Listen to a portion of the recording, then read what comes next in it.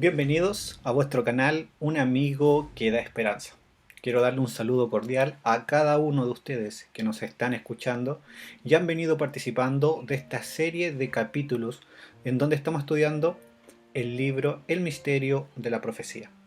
Esperamos que todo este material que hemos ido elaborando sea de vuestro agrado y le haya permitido profundizar en el estudio de la Biblia y el entendimiento de las distintas profecías.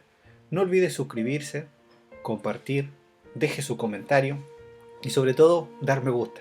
Eso permitirá que este mensaje pueda llegar a muchas más personas y de esa manera nos puedan escuchar y recibir el mensaje de su santa palabra.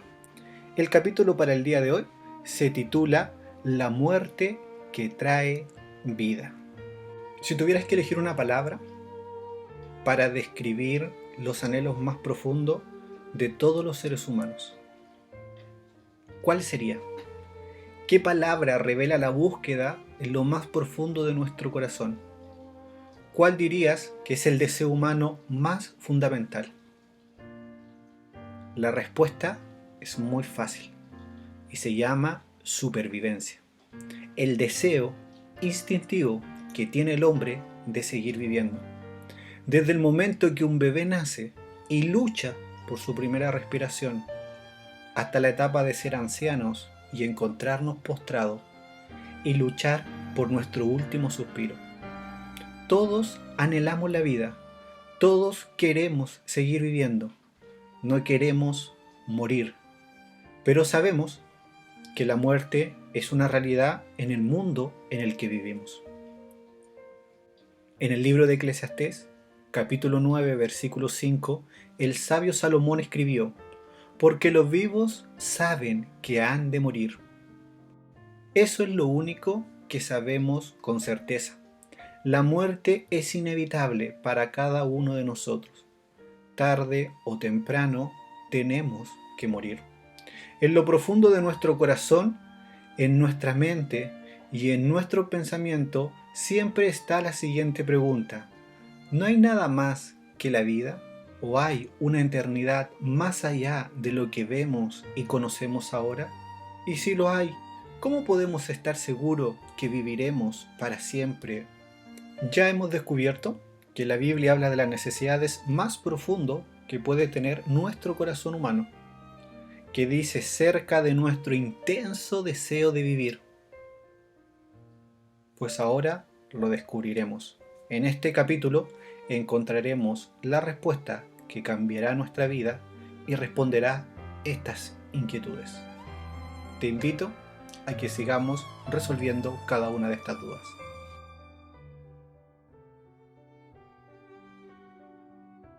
Durante mucho tiempo, las personas que viajaban al Medio Oriente habían escuchado historias sobre una ciudad mística y prohibida. Las descripciones parecían casi increíbles para quien las oía, y era aún más tentador porque los rumores que decían que el lugar era considerado sagrado para los árabes, y cualquier infiel o persona no musulmana que fuera a ese lugar esperaría la muerte. El aventurero alemán Ulrich Sitzen nunca llegó allí, pero la mera búsqueda de esta ciudad fue suficiente como para que encontrara su muerte. El hombre que sí pudo llegar fue Johann Budgar. Budgar no era un europeo común. Él se sumergió en los modos de la cultura del Medio Oriente y además hablaba árabe con mucha fluidez. Conocía muy bien el Corán, casi de memoria, y estudiaba la ley islámica con tanta intensidad que hasta los mismos árabes lo consideraban un erudito. Él no solo realizó una peregrinación hacia la Meca, se quedó allí durante meses, se vistió como un jeque árabe de Medio Oriente y se hizo llamar el jeque Ibrahim Ibad al-Dabalad. En 1812, según la historia, Budgar se unió a una caravana de comerciantes árabes que viajaba de Siria hacia el Cairo. En la segunda noche, alguien le susurró que el lugar donde estaban acampando quedaba solo unas pocas horas la ciudad prohibida, la mítica ciudad prohibida que tanto él había escuchado hablar. A la mañana siguiente, muy de temprano, Budgar le dijo al líder de la caravana que quería ofrecer un sacrificio en la tumba de Aarón, que se rumoreaba que estaba por allí. Unas horas más tarde, con una guía beduina y una cabra para la ofrenda, ingresó al Sig, que es una estrecha hendidura en la roca que conduce a la ahora famosa ciudad de Petra. Y por primera vez, en más de 1000 años, un forastero ingresaba a estas ruinas históricas. Budhar rápidamente se dio cuenta de que los rumores que había escuchado no eran exagerados. Más de 150 años después, Petra sigue produciendo la misma reacción en todos sus visitantes. Lo primero que vio y que todos vieron cuando pasaron por el Sig fue el gran tesoro de Petra, llamado así por los árabes porque creía que era allí donde los antiguos nabateos que construyeron Petra escondían sus objetos de valor. En realidad era una tumba.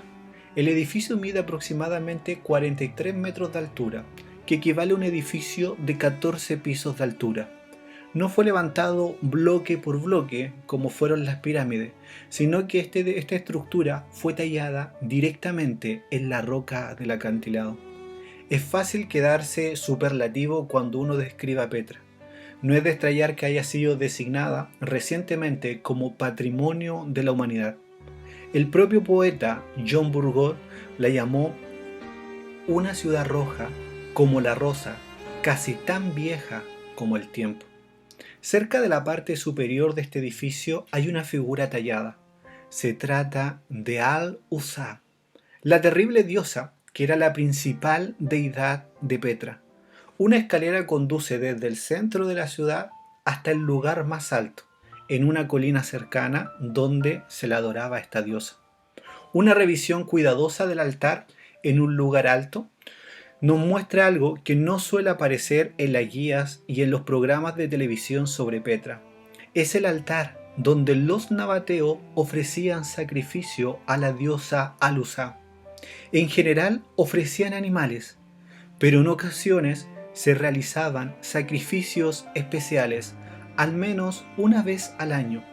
Un niño era atado y sacrificado, le cortaban la garganta y la sangre corría por una grieta en el fondo del altar hasta la base del acantilado para alimentar al dios león.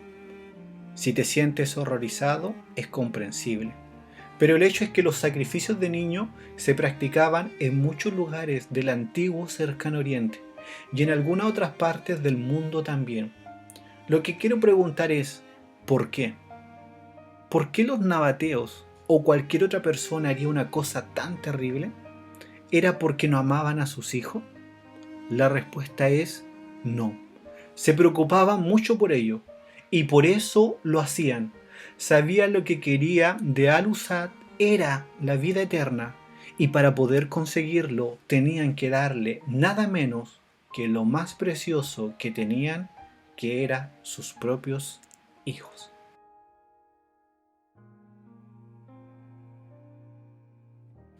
A veces podemos entender mejor las cosas por contraste y eso es lo que queremos hacer en este momento.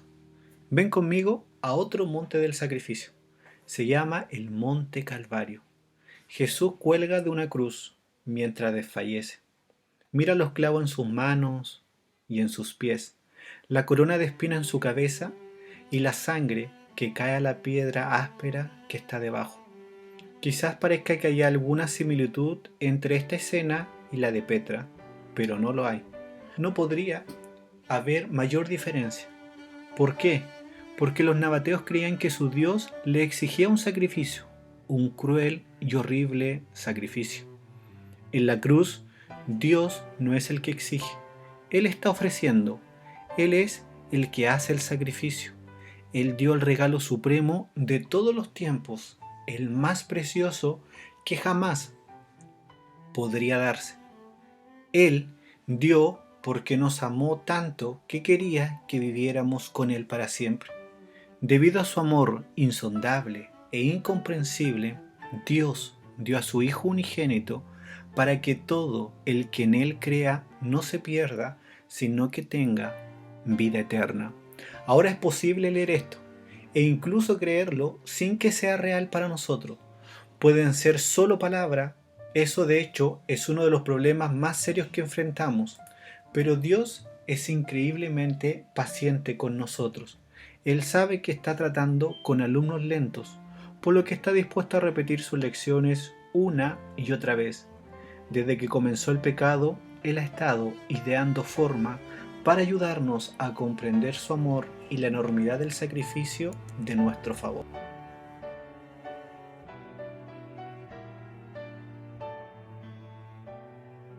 El proceso de enseñanza y aprendizaje comenzó en el Edén. Justo después que Adán y Eva pecaron, Dios les dio una promesa de características personales. Cuando lo escucharon, de alguna manera entendieron que podían llegar a tener esperanza. Pero era absolutamente esencial que Adán y Eva entendieran la consecuencia del costo real de su pecado. De lo contrario, podrían creer que la desobediencia realmente no importaba demasiado. Dios había tratado de advertirle. Él había dicho que el resultado seguro del pecado sería la muerte, pero ellos apenas atendieron vagamente lo que implicaba esas palabras. Necesitaban comprender que era cruel y terminal y cómo se relacionaba eso con su pecado, por lo que Dios le reveló una verdad esencial en su plan para salvarlos. Me imagino a Dios hablando tiernamente con Adán en estas palabras: Adán, trae un cordero del rebaño. Y Adán viene con un pequeño corderito, confiado plenamente en sus brazos. De acuerdo, ahora quítale la vida.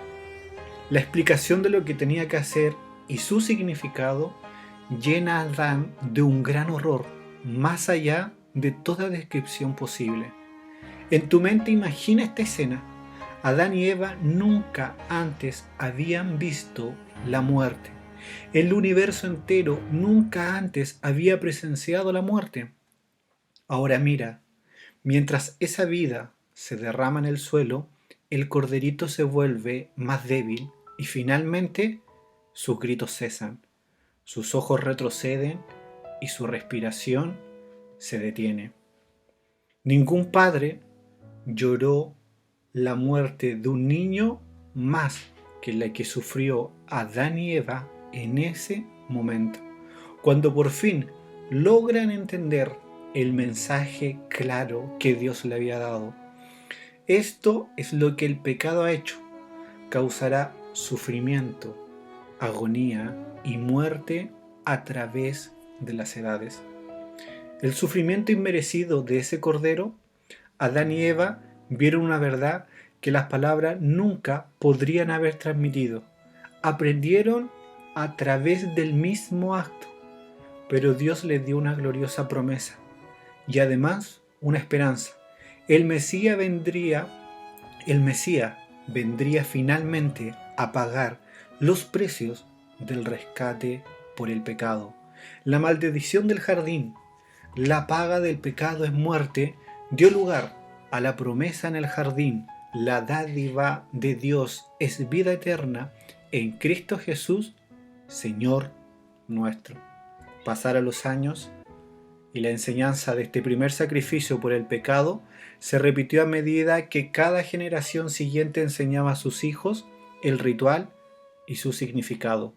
Pero todo eso se detuvo cuando el pueblo de Dios fue reducido a esclavitud a través de los egipcios.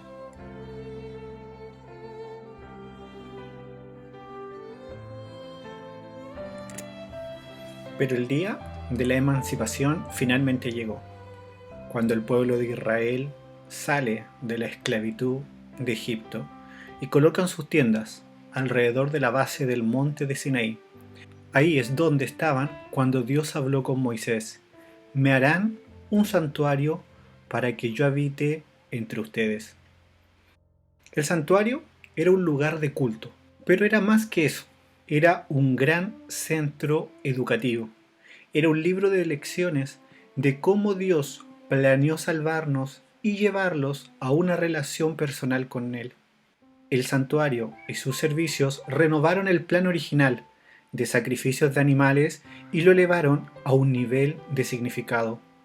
El antiguo santuario estaba compuesta por dos secciones principales, el patio exterior y la estructura parecida a una tienda llamada tabernáculo. En el patio exterior la gente venía a ofrecer su sacrificio en el altar de holocausto. El tabernáculo estaba dividido en dos partes. El primer departamento se llamaba el lugar santo y el segundo departamento el lugar santísimo. Habían ceremonias relacionadas con el tabernáculo para dar gracias. Habían ofrendas de paz, ritos de purificación y otras actividades diseñadas para aclarar y fortalecer la relación de un creyente con Dios. Pero en el centro de todo estaban los rituales para el perdón por el pecado. En el fondo, todo se reducía a dos figuras centrales, el sacrificio agonizante y el sacerdote vivo. Supongamos que un hombre en el campamento tiene una disputa con un vecino. Él agarra un garrote y golpea a su vecino. Luego éste regresa a su tienda, pero a medida que avanza comienza a caminar más y más despacio. Muy pronto se da vuelta y regresa. Con lágrimas en los ojos, le pide al vecino que lo perdone. Pero el hombre sabe también que debe arreglar las cosas con Dios. Entonces va al santuario llevando consigo un cordero o un cabrito. Cuando llega el sacerdote, sale a su encuentro. Con gran pena pone su mano sobre la cabeza del animal y confiesa su pecado. Esto simboliza la transferencia de mis pecados al animal que iba a someterse al sacrificio. Luego tiene que cortarle la garganta al animal con su propia mano. Nadie más podía hacerlo por él. No hay forma de que esto sea agradable o placentero. Es algo cruel y sangriento. Y esa era la intención. El sacerdote recoge la sangre en un recipiente, luego sumerge su dedo en él y toca los cuernos del altar. Finalmente derrama el resto de la sangre en la base del altar. En el libro de Levítico en el Antiguo Testamento, Moisés declara: así el sacerdote hará expiación por esa persona y el pecado que haya cometido le será perdonado. Perdonado, esa es la gloriosa palabra del Evangelio. Perdonado, libre de culpa, libre de la condena, libre de la muerte. El hombre llegó al santuario con la cabeza gacha por la culpa y la vergüenza, y se va aliviado y contento. ¿Por qué? Porque ahora está perdonado. Su culpabilidad ha desaparecido. Vino bajo una sentencia de muerte y se va regocijado a través del regalo de la vida. Observe los pasos involucrados. Un hombre, un pecador, acepta su culpa, sin intentar excusar o justificar lo que hizo. Reconoce y confiesa su pecado, cree y acepta el perdón de Dios que le ha provisto, y se regocija de la seguridad de que ahora está libre de la culpa. Como hemos descubierto, el santuario era un libro de lecciones. Fue diseñado para enseñar una realidad que Dios quiere que todos nosotros comprendamos, sino que también experimentemos. Por supuesto, nunca fue posible que la sangre de los animales quitara el pecado. Así como el papel moneda tiene valor solo por lo que representa, los sacrificios de los animales tenían valor solo por lo que representaba. Juan Bautista, bajo la inspiración del Espíritu Santo, señaló a Jesús y dijo: aquí tienen al Cordero de Dios que quita el pecado del mundo. El profeta Isaías escribió: como cordero fue llevado al matadero. El Señor hizo recaer sobre él la iniquidad de todos nosotros.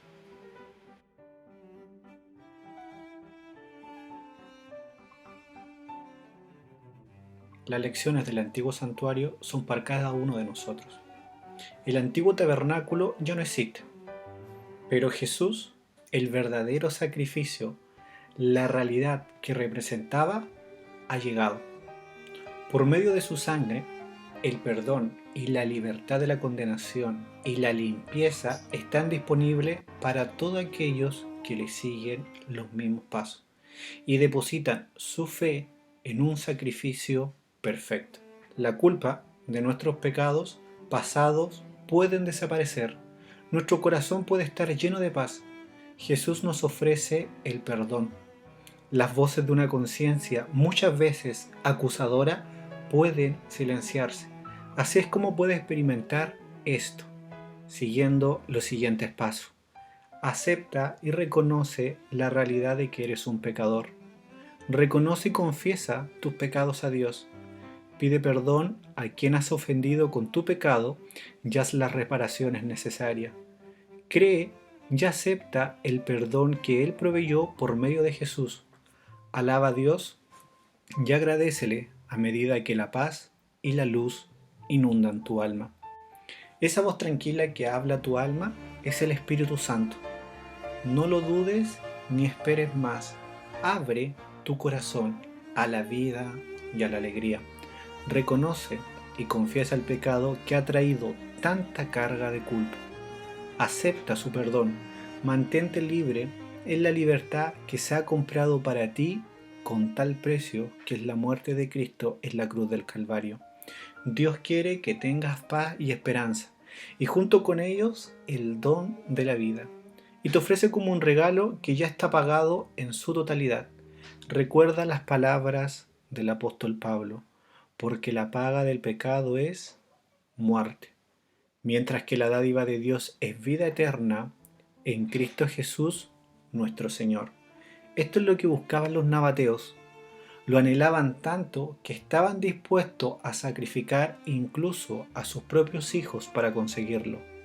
Pero alabado sea Dios, ya es nuestro, como un precioso regalo que incluye la paz mental, la libertad de la culpa y sobre todo la vida eterna en la presencia de Dios.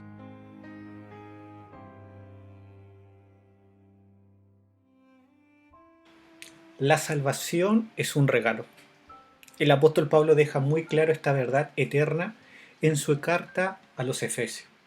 Porque por gracia sois salvos por medio de la fe, y esto no es de vosotros, pues es un don de Dios. Solo Jesús puede lidiar con nuestra culpa. La Biblia dice en 2 de Corintios capítulo 5, 21, al que no conoció pecado por nosotros, lo hizo pecado, para que nosotros fuésemos hechos justicia de Dios en él. Cuando Jesús muere en la cruz del Calvario, experimenta una agonía indescriptible, que los pecadores experimentan cuando están eternamente perdidos. Eso es, mi amigo, es amor, amor increíble e incomprensible. El tema central de la Biblia es el increíble amor de Dios para con nosotros. Este es también el tema del último libro de la Biblia, denominado Apocalipsis. Apocalipsis no es simplemente un libro de símbolos, misterios, bestias raras. No es un libro de tristeza y muerte que pinta una imagen oscura y atemorizante del futuro. Es un libro que revela a Jesús en toda su plenitud, quien triunfa para siempre sobre los poderes del mal. En el capítulo 1, Jesús es el que por su sangre nos ha liberado de nuestros pecados. En el capítulo 5, Jesús es el Cordero inmolado que puede abrir los libros del juicio y redimir a su pueblo. En el capítulo 6, Jesús es el Cordero que abre los sellos de la historia para revelar su plan de salvar a la raza humana.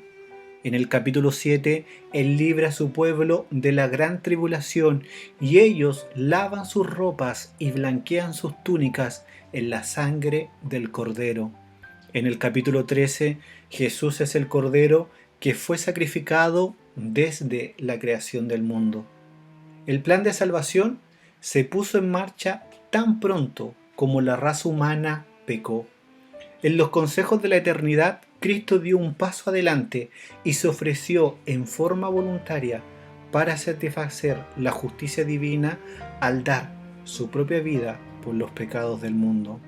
Simbolizado por el Cordero moribundo del antiguo santuario, Cristo muere para que podamos vivir.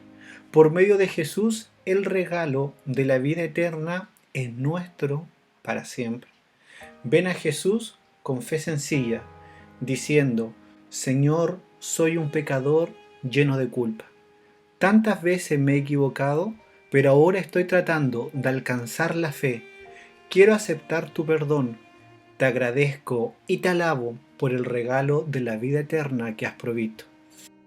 Esta es una oración sencilla. ¿Por qué no te unes a mí en este momento? Haz tu oración donde te encuentres y exprésala con fe. Señor, necesito el regalo de la salvación, el regalo de la vida. Vengo con el corazón abierto.